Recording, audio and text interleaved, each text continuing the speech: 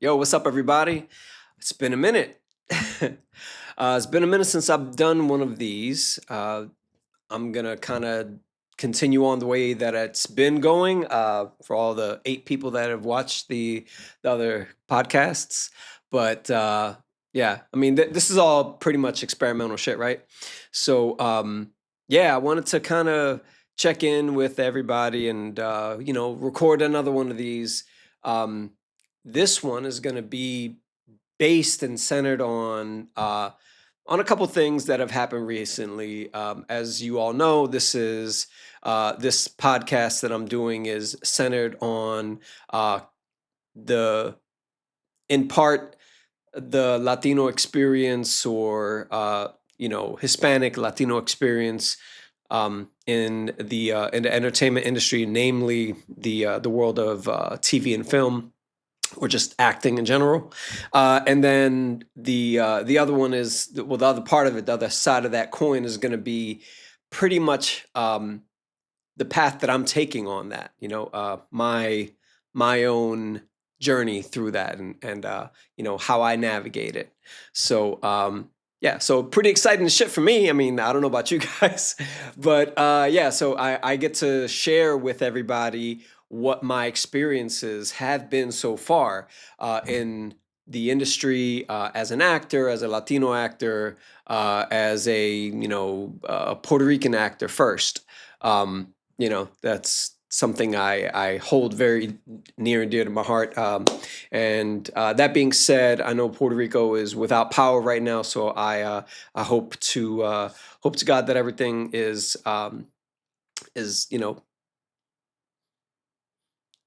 I don't even know. I hope everything gets better there. If you can do something, please do something. Send any money that you can.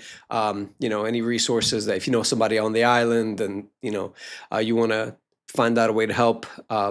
Reach out to them and they'll be. I'm sure they'll give you some type of guidance. Yeah. So yeah, so I mean, so like I said, this today's episode is going to be centered on what it takes to make a short film, right? So, uh, what does it take to make a short film? Besides a lot of patience and a thick skin, right? So yeah, so the first thing is going to be, why are you making a short film? Why would anybody make a short film when they can get cast in somebody's film or short film? The answer is easy, or at least, painfully easy in that regard. Um, Mainly because you maybe can't or haven't had enough luck or enough roles that you wanna kind of like let's say fuck it and I'm gonna make my own because that's kind of what it takes, right? So like you have to find out what makes your what you want to what voice you want to put out into that world. What are you doing it for, right? Like what are you making a short? What do you want to do in this industry? Do you just want to be on TV, or do you just want to be on movies, or so to speak, or but so those questions you kind of have to answer for yourself. You know I am absolutely in love with this art form. I always have been. Uh, Ever since I was a child, it's been something that has always been present in my life, in some way or another. Just down to just a way to escape harsh realities. Those are definitely things that help. Being in like violent upbringings, let's just say, right? Like, so if you grow up in a rough neighborhood, if you grow up in a rough city, um that for me, that was for me. I mean, I'm from Philly, so I'm from North Philadelphia, or North Philly. um and those places kind of make you into a kind of hardened shell if you let it, sometimes for the better, mostly for I feel like it's for the better, because I feel like if you can make it through a city and a place in a situation like that, then, and come out well on the other side, then you can do anything in life. To be honest, me personally, I think. But yeah, it's not without its complications, right? So again, what does it take to make a short film? So for me, it was, I'm going to go over like a couple things, describing like what it took. It takes different things depending on your project, depending on the type of project that you want to put out there. Some people want to make a feature. Some people want to make a short. Some people want to make a documentary. Whatever that project is for you. In my case, I wanted to kind of start small, right? So I didn't want to invest too much or take too much of a leap at first, because I didn't know what the fuck I was doing. And you go through a process where you're like, what the fuck do I do, right? Like, what do I do first? So, usually people, they'll give you whatever their best practices were.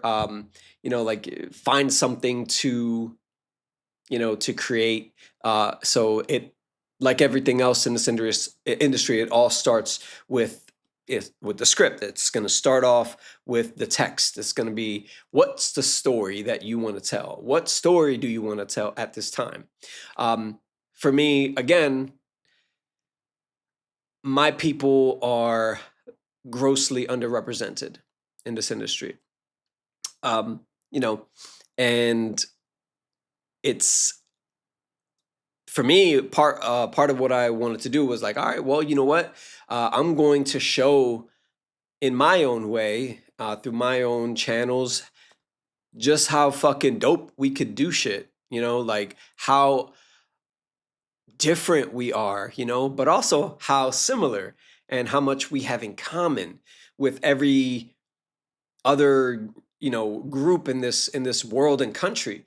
Because I feel like whenever you, and I'll say this ad nauseum, I'm going to say this again. I feel like the representation of Caribbean people, of Latinos, Hispanics, they all kind of get painted with the same brush. Like if it's a family, it's always going to be like the head figure of the family, in terms of the father, is always like just the flannel shirt wearing, huge mustache, older guy, this papa looking dude, right? And not that there's anything wrong with that. Those dudes exist, believe me. But it's not always like that. Like it's where you have everything in between. You have from people that come from really like well-to-do families, and then you have the people from the hood, and it's like there's like a whole bunch in between. You got like your conservative people, you have your like your really liberal Latinos and Hispanics, Afro Latinos, Afro Hispanics. There's gonna be a lot of that.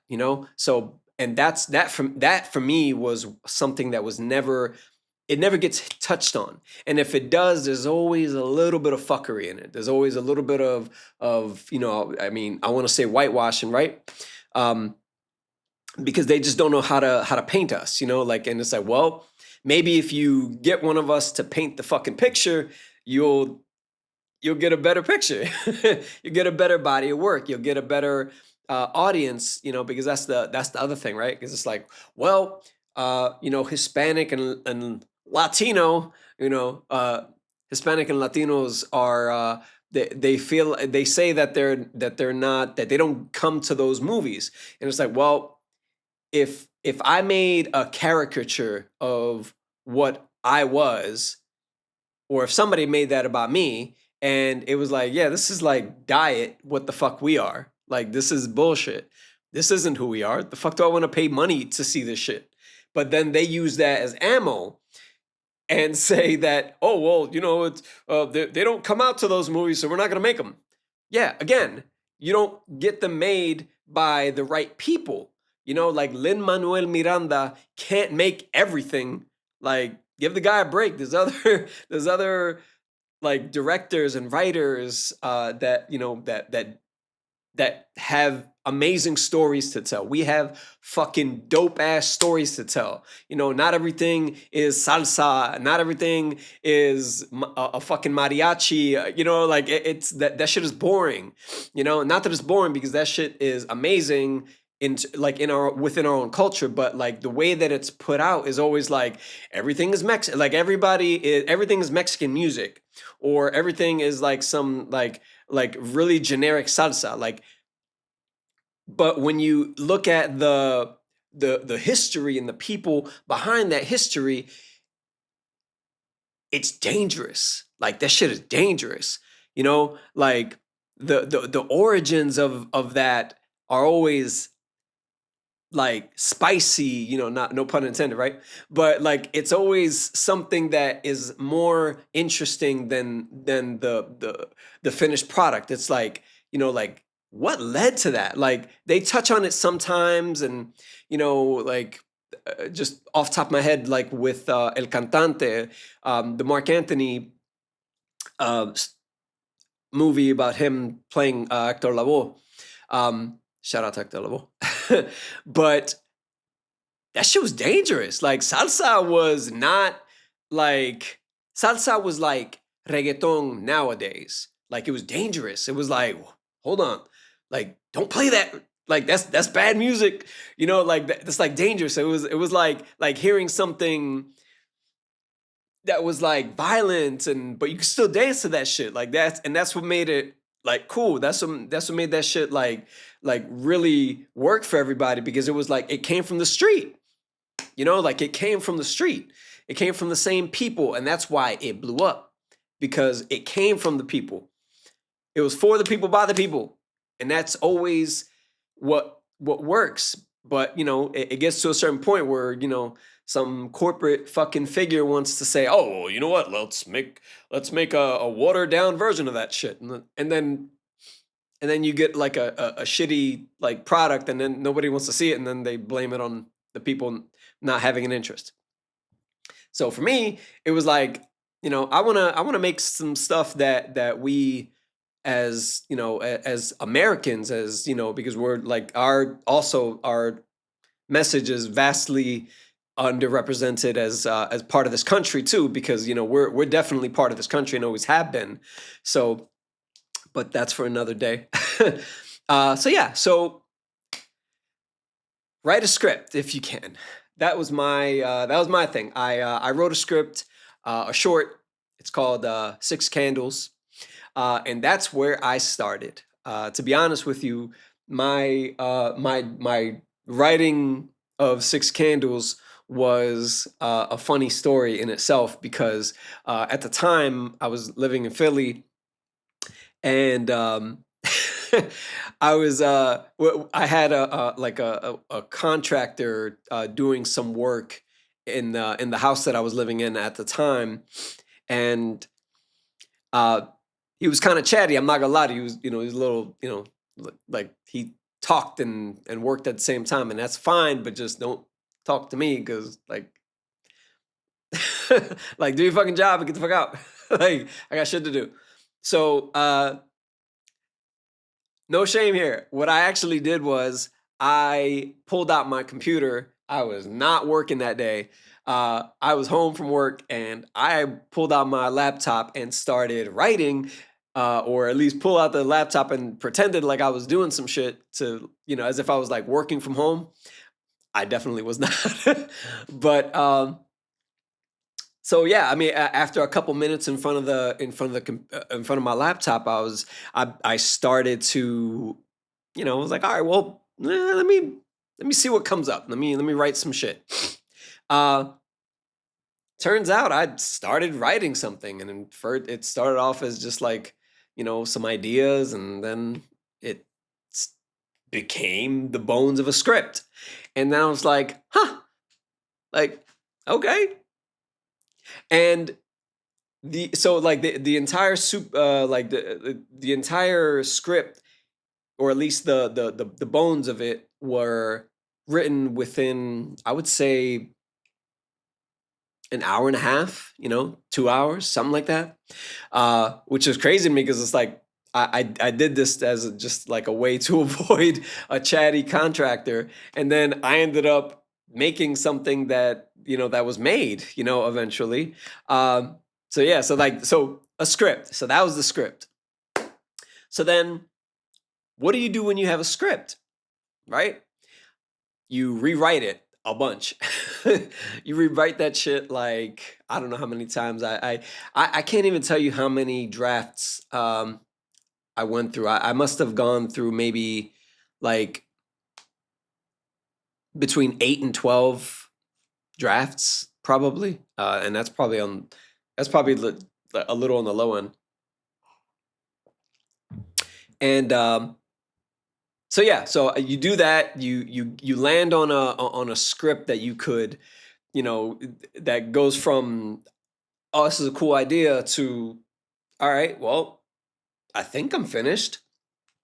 And again, so you have to kind of check yourself a little bit with how much of a project you're trying to write, because it's like, all right, well, if the intention of this is to be a short film, then you kind of you have to know when to stop. But you also, um, I feel like it's important to know that, hey, maybe this could start off as this and be something bigger. I could expand on it.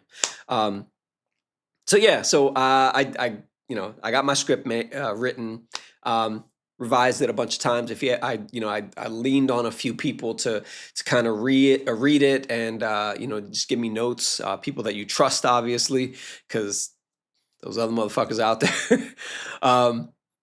And yeah, and yeah, so that was the first big step. Just have a story that you want to write. Have a story that you want to make. And if you are not a writer, I didn't consider myself a writer like that at the time. Like, I kind of evolved into one just by necessity. So from there, I was like, all right, well, I'm just gonna write the shit myself. So I did, and that's how that happened. So then, you know, you have a script now, and what do? You panic because you don't know what the fuck to do, or at least I did. So and so then you start. Well, I started thinking, okay, well, all right. So what do I do with this, right? So the first thing I did was, I was like, all right, well, if I need, if I want to get this made somehow, then you start to think, all right, well, do I want to direct this?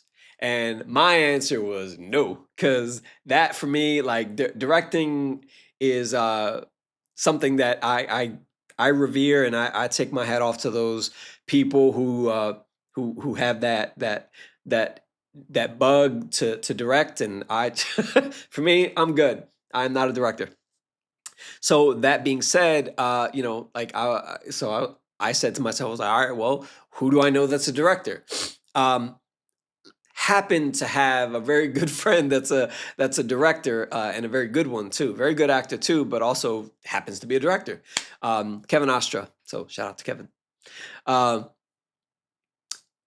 and so I kind of said, hey, like, I want you to direct my first project, that I wrote. Um, and he graciously accepted, and I've already worked with him on I believe 2 projects before that. So like, we had that relationship already. And yeah, so getting your director, and then of course, because he's a filmmaker in general, I definitely leaned on him for guidance. That's another thing. Guidance is a big thing. Like, if you don't know how something works, lean on somebody that does. Like, there's a lot of people in the industry that, if you're in the industry, that could point you in the right direction. Um, luckily for me, I had a one-stop shop with Kevin. So that was great. So yeah, so I got my director, and so I said, all right, great. So let's go ahead, and I have my director. I have one less thing that I have to worry about. So that was great. So yeah. So then from there, the project is a two actor project. So I was like, all right, well, at least that's fine. I can manage getting one more actor, hopefully, right? So, and I did, and that came in the form of Cedric, uh, very good friend of mine, and somebody that I've done work with before. So we worked on one of Kevin's projects, no less, Sirmas. I'm sorry, Ramesses. I apologize. The sequel to that. And yeah, so it again, it takes trust to trust your baby, because that's what it is, uh, to then be put through somebody else's filter, your words, your ideas, your feelings, and everything put through that filter. So I did, and it ended up being, in the hands of Cedric, the role of my counterpart in the film. So yeah, so I got my director, I got my actor, my counter actor, or whatever you want to, like the person that you're opposite, scene partner, whatever you want to call them. And so yeah, so I was off with that, and it was like, oh, okay, great. So that's cool. So I have two big pieces done, um, and then it's like, well, what the fuck else do you need, right? So you need sound. You need something to sound right, to sound correct. And sound is arguably the most important piece of making a film. I don't or can't think of any other. I mean, yes, of course, you need to see things, and lighting, and like cameras and all that, and that's great. But if all that is in place and you still have shit sound, you don't have a film. You don't have a project. It's done. It's a wrap. You might as well throw it in the trash, or try to do an ADR, which is like it's pretty much like voiceover, but that's its own set of problems, or at least you have to book things, and if people aren't available to do that, it's a nightmare if you don't have everything in place for that. So yeah, so I got my sound mixer, and Leslie is who we went with. He's amazing sound guy. He's like the best that I've worked with so far.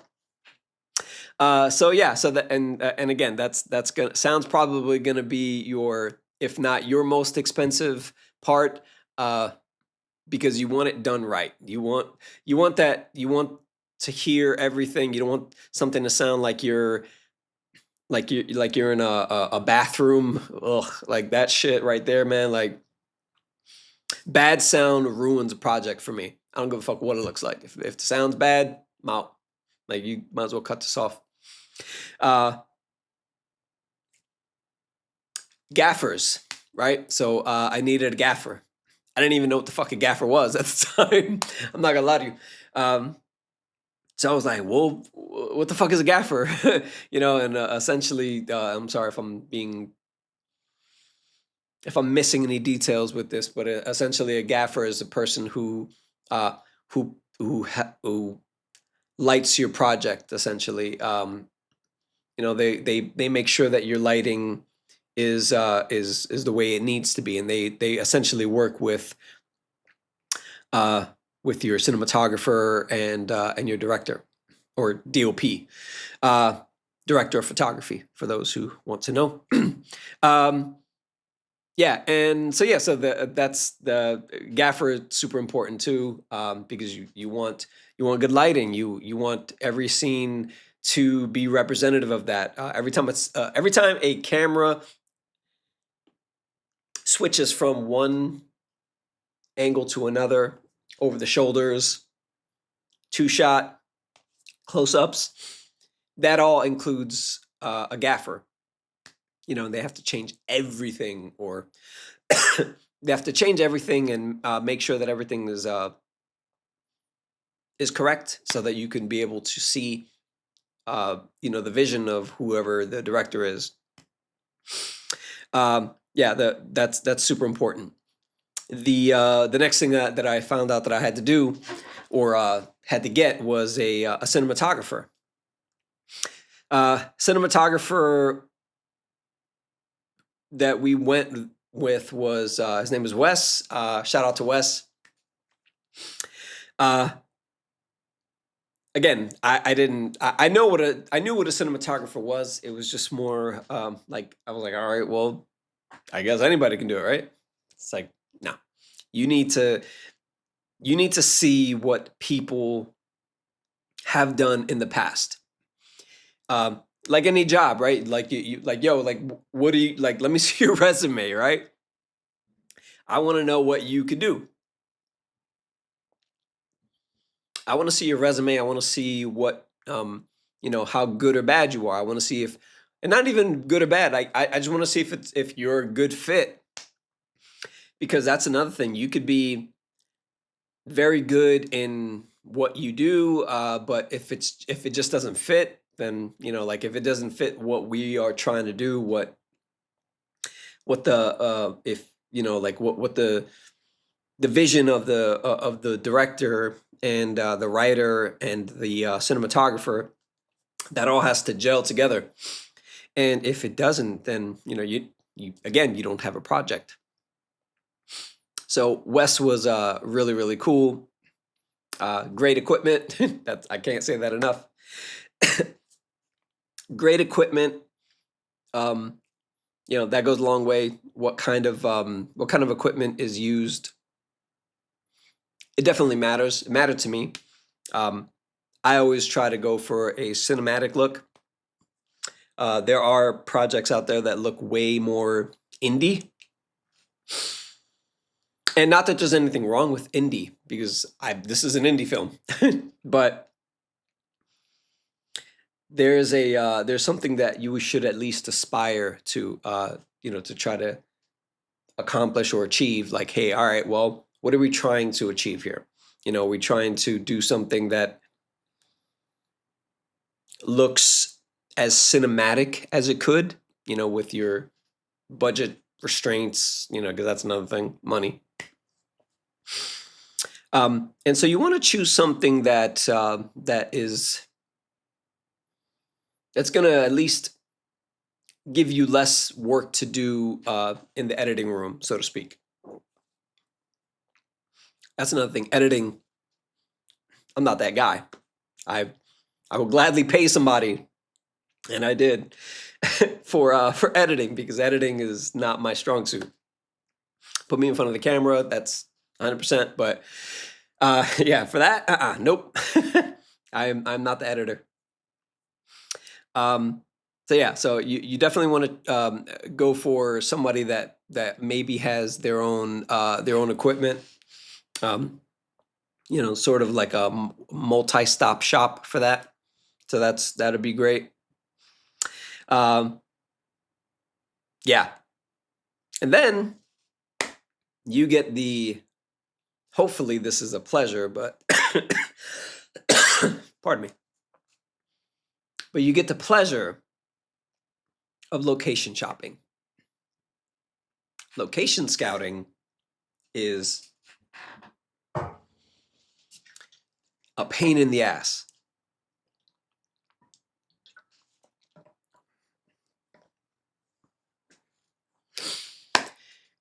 I'm gonna say that again. Location scouting is a pain in the fucking ass.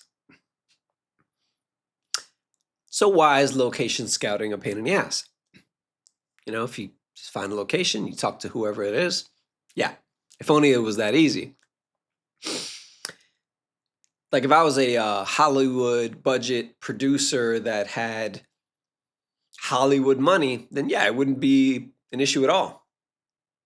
But because I was paying for this shit myself, uh, it's a pain in the ass because you're asking a business to open their doors either on a day that they don't open,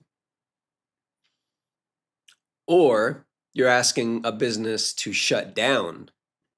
We didn't do that because I didn't have that money. um, yeah, so for us, it was like, all right, we found a place.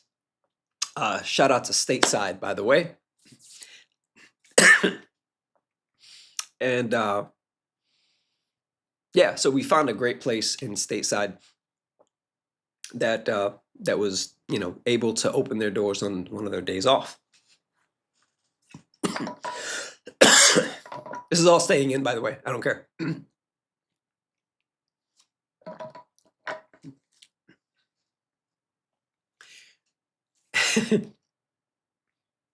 And yeah, so yeah, we found a place in Philly. It's called Stateside. Um, it's in South Philly. Great place. Love the aesthetic. The ambiance in there is amazing. Yeah, so it was a great thing to have found because usually it doesn't happen that smoothly. And one of the biggest shout outs, honestly, Tom, friend of mine, Tom, was amazing with finding us that location. Sorry about that. Yeah, this thing is not scripted, so yeah, there's gonna be times that shit is gonna happen because I don't know. Sometimes rooms are fucking hot, and you know it gets like stuffy, and you know, I don't know, whatever, right? So yeah. So again, shout out to Stateside, Philly. Great place. It's on Passyunk. So yeah, and okay, so yeah, so we covered that. Essentially, after that came the other things that most people, at least I know I didn't, they don't think about. You know, because you're like, all right, I have like you know X amount of money, like put aside for you know like crew, you know, like or actors, or well, in my case, one actor. You know, so like you know your sound, like you know your lighting, your cinematographer, your director, and that's all. Like those are all super important, but I'm gonna forewarn you now. Put aside if you can, you know, because you can only do what you can only do, but put aside money for the following. Uh, because if and I did, by the way, I did it right, but man, you things that could blindside you if you're not prepared. Uh, Food, craft services, because you know you have to feed your people, yeah, and as well as yourself, right? Because you know it's yeah, I mean you pretty much have employees if you're a producer that day, and it's like, oh shit, I have to feed these people. I mean you can be a dick and not feed them, but you know if you want your project to work, you might want to feed your people. Uh, or at least have a you know have that worked into their money that you're gonna give them, you know, for hey, like this is for I don't know, whatever, like people kind of have their own way of doing that, but for me it was hey, I need to feed my people because I know that I would love to be fed if I was somebody's actor, you know, and it doesn't have to be like crazy shit, but you know, like bare minimum stuff, you know. So for me, it was you know making sure people had you know the necessities, water, Coffee, fucking coffee is so necessary in this industry. I can't even describe to you the level of importance that coffee plays. Because not everybody's like, you know, like not everybody has the same lifestyle as you. So, you may be hey, I got to go to bed early because I got like a crazy day, and shout out to those people. I'm one of them. But a lot of people are not, and they're still very high level functioning performers and professionals, but they just don't get enough sleep. And so you have to, like, hey, here's very good coffee. That was my thing. I want people to have good coffee. So Rival Brothers is actually the place that took care of our coffee needs, and Wawa. Shout out to Wawa too, because yeah.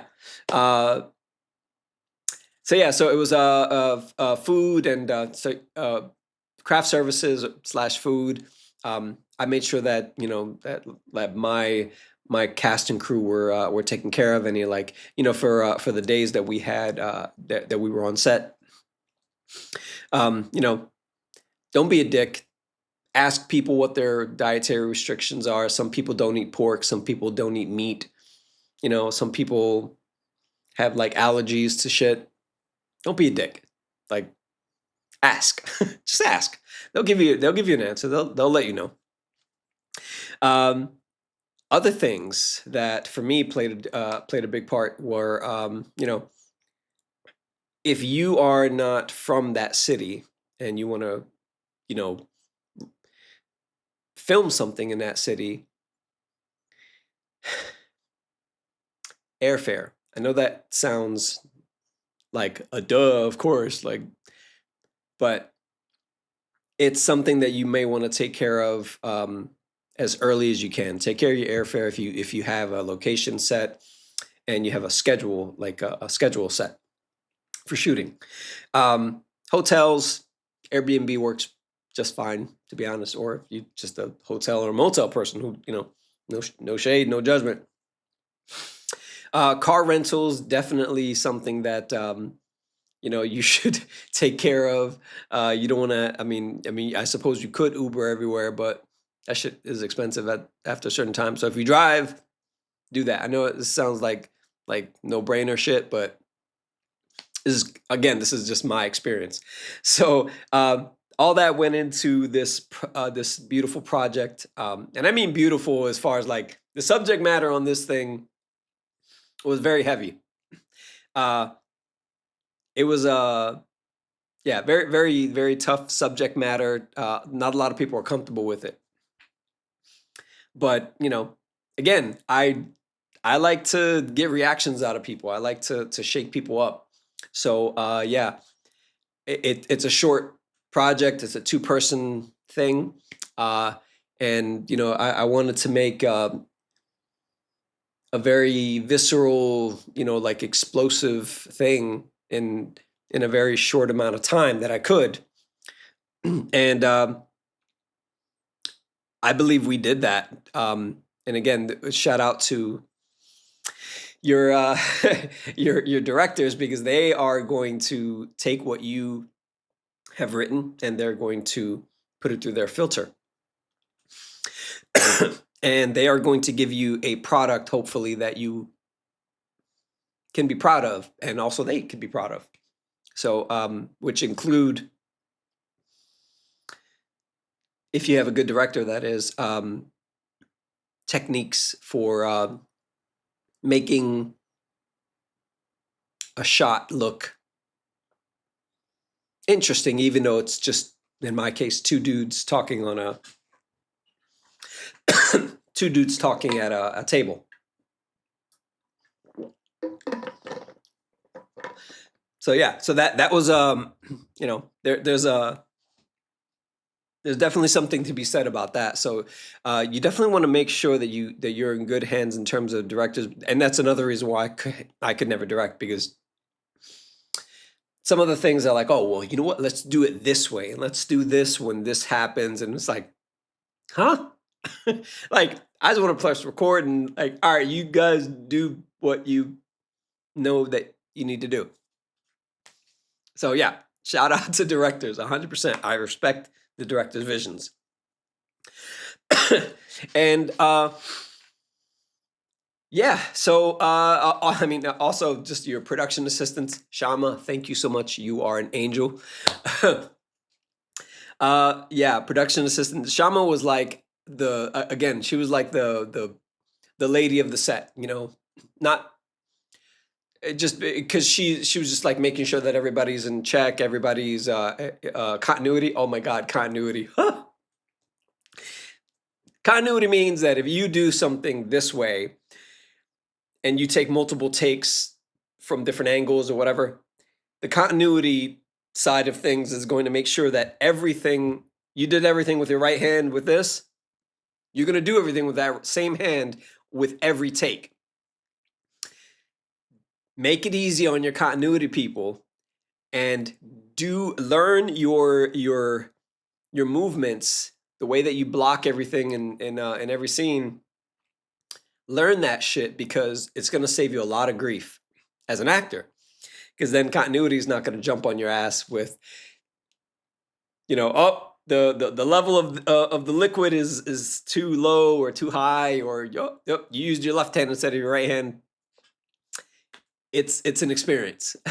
So just know your shit, you know, like it's like knowing a dance, right? Like it's like, you know, if you know that I'm horrible at dancing, by the way, so this is going to be a really shit analogy, but if you know that you have this step that requires you to take 3 right steps and then a left, and then you do 3 left steps and then a right, you're going to be in trouble. You're going to have to do, not trouble like trouble, but you know, just be prepared to do that again the right way.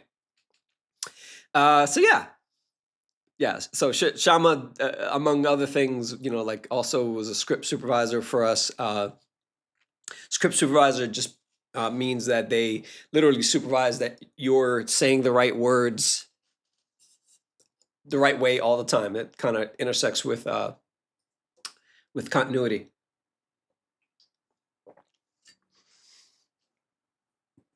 And so yeah, so that was pretty much well, I mean, well, all right. So that's all the technical stuff, right?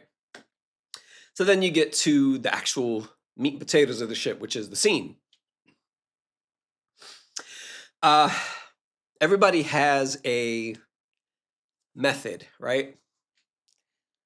You know, Stanislavski, you know, Meisner, you know, I'm a Meisner practitioner, of course, but it's not, and everybody has their own way of doing things and their own process, and that's great. I love to talk ad nauseum about how you get to a certain point as an actor. Like what filters do you put that character through your filter, and how do you land on your take on them? Like, did you do homework on the subject? Are you just going over the lines over and over until you feel like you got it? Shit like that.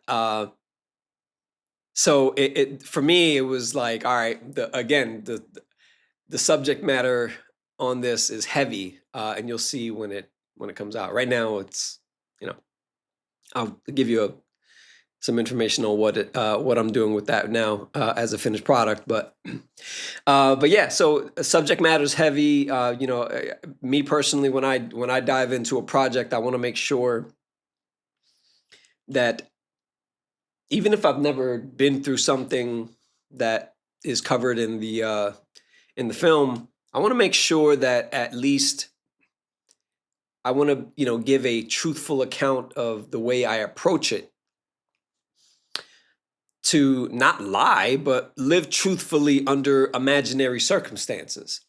You know, trust your judgment. You know, as far as like the way a scene happens. You know, you could rehearse something with yourself for months, and then one thing happens, or not even like a million things are going to happen, but your scene partner is going to give it to you, like give you their lines the way that they filtered it through their, life experiences and all that.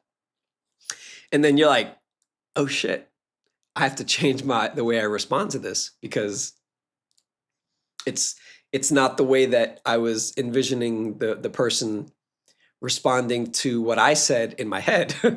And that happens because you like you have like okay, the character is going to say it this way, but then the other character, the actor that you're actually opposite, is going to have their own way of giving you that character's lines. So that was great. It was it was an experience because it's like, you have to be on your toes, so that means, for me anyway, that I have to know my fucking lines. Take a swig of this before I get into this part.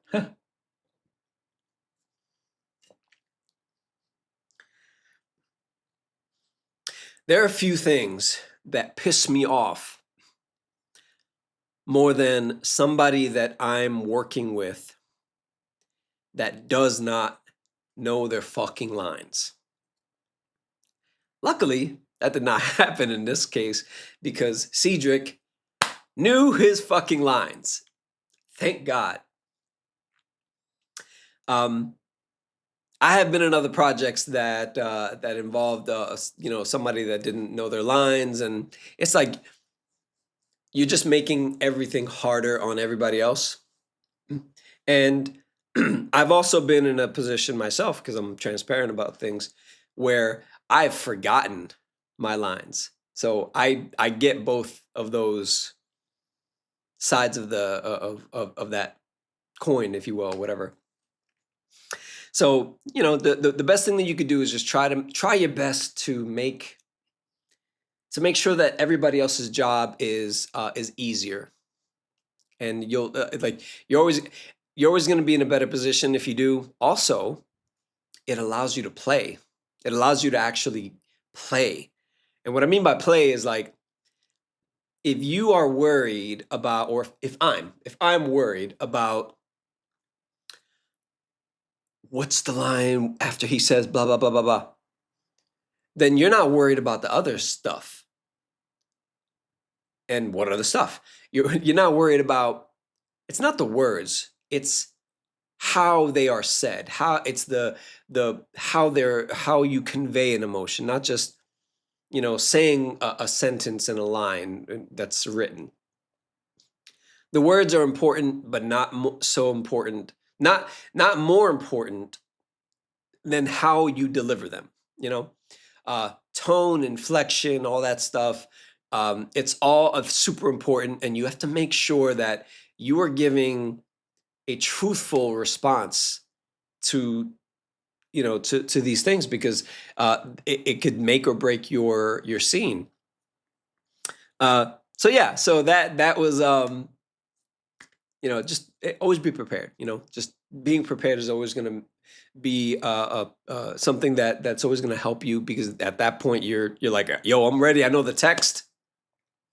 I'm off book. I'm ready to play. Like, I'm ready to be in here, because then you could take risks. Then you can be in there like, all right, no matter what this other person throws at me, I'm ready, and I can pivot this way or that way because I know the fucking lines. I know the words. So that's always just a freeing thing, that it's always going to be something that's going to help you in that regard. So yeah, I highly suggest that you learn your lines. Please learn your lines. And I say that for myself as well, because it's like, learn your fucking lines. It's definitely not cool when you are stumbling, or and again, I've been there, and you're like, I went through all this shit, and yesterday I knew my fucking lines, and this morning I knew my fucking lines, but then as soon as as soon as they yell action, you're like, you blank out. It happens. It fucking happens to the best of us. So just, but the best thing you do is just to try to know your lines. So, yeah. So that was, in a nutshell, kind of what it was like to make Six Candles. So, what am I doing with Six Candles right now? Uh, right now, I am submitting it to film festivals all over the country. Um, Film festivals are another thing that you should definitely put aside money for, because when you see them, you're like, oh, well, it's $25, $10, $50, whatever, depending on the how big the film festival is. If it's a really well-known one, if is it a one that's like, kind of on a smaller scale. Um, all are great. Believe me, all are good. But yeah, so I was always told to, if you're gonna enter a film festival, make sure just go for the ones that you like really want to go for, right? Why? Because you'll get you'll get them out of your system. Like, oh, I want to Sundance, Con, or whatever the fuck it's called, and yeah, like all the big marquee ones, right? In my opinion, you do that because once they all say no because your project is maybe not ready for them, or you're not ready for that stage, then you're like, oh, okay. So now that those are out of the way, I could focus on the smaller ones that you're probably going to get because they're smaller and they're, you're a first time uh, producer, filmmaker, whatever. So get it out of your system. Because yeah, it's film festivals are interesting. Me personally, I'm still waiting on a lot of film festivals to say yes or no. So far, I've had two that I really wanted, but they said no, or they gave their nicest no. And that's fine. I mean, like that's that for me anyway. That lights more of a fire under my ass to be, you know, to be like, oh, okay, well, the next project, I have to make that one undeniable. That like that's that for me. That's the energy that I want to kind of keep with. Because that's how you get better. You can't like, oh my god, somebody said no to me. Oh no, like no, fuck that. Like in this industry, as an actor, as a filmmaker, like no's need to bounce off you like fucking water. Like like you need to develop that tough skin. So, but yeah, so that's what I'm doing with Six Candles right now. I don't have a release date set as of right now. Because right now I'm just playing the film festival circuit. Um, as that comes along and it gets hopefully accepted to some shit, I'm gonna let that be known, and hopefully that'll be something that that I'll be like, all right, cool, this shit was in a couple things and maybe it won something. That's really honestly all you can hope for. But yeah, that's where I'm at with that right now. So, it's kind of like, and this is a live thing, in terms of like, like it's not something that's happened already that I could be like, all right, well, whatever, it's done. Like the film's finished and it's in the circuit right now. So, hopefully it'll do something. I like, again, the reason why I did Six Candles was because, I wanted to put my, you know, like dip my toe in the water and be like, all right, well, let's see what I can do. Let's see what how my writing stands up to other things, other projects, other people in the industry, and hopefully I can be seen and and I can collaborate with other people and meet people, and that's kind of the overarching goal of making this short film. So yeah, so as that happens, I'll definitely try my best to make other episodes, and in no rush. Honestly, like this is going to be like an ever growing thing. There's probably going to be like set changes and stuff like that. So don't be surprised if this shit completely changes from one episode to the other. It's going to happen, but the what's not going to change is my want and my pursuit to give you how this is going in real time. Again, I don't script this shit. Like, this is, for the most part, I'm speaking to you like as if you were across from me. Like, yo, what's up, man? How's it going? This is how it's going. And that was Six Candles. So, guys, thank you so much. If you're watching this, honestly, I know a lot of people say this shit, but if you're watching this, I truly, truly, truly thank you for taking time out of your day. This is, something that's completely voluntary. You don't have to watch this shit, but I'm eternally grateful if you do.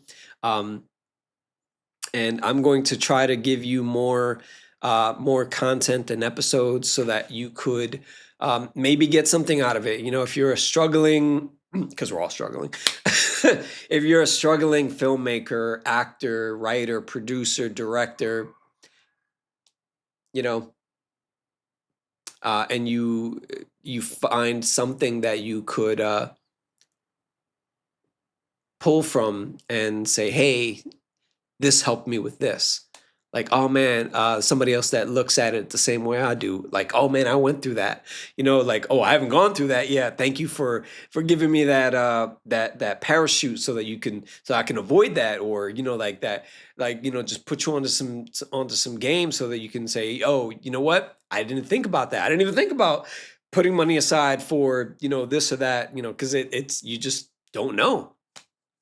So yeah, I mean, I'm super excited to be back. I don't know when the next one's gonna be, but we'll see. I'm gonna again try my best to do these a little more often. And just give people a little more time and FaceTime with me. So I'm also very, very up for collaboration in terms of like if you guys have any suggestions. Again, this is focused more so, but not excluding anybody. But this is kind of like the Latino, Hispanic, Latino, Afro Latino experience with all this. And I know that there's a lot of voices out there. So if you guys are out there and you want to collaborate on something, or just give me ideas for something that maybe you have gone through that that I can bring up on a future episode, then yeah, I'm all for it. So that's pretty much that. So thank you for listening. Thank you for watching. And yeah, till next time.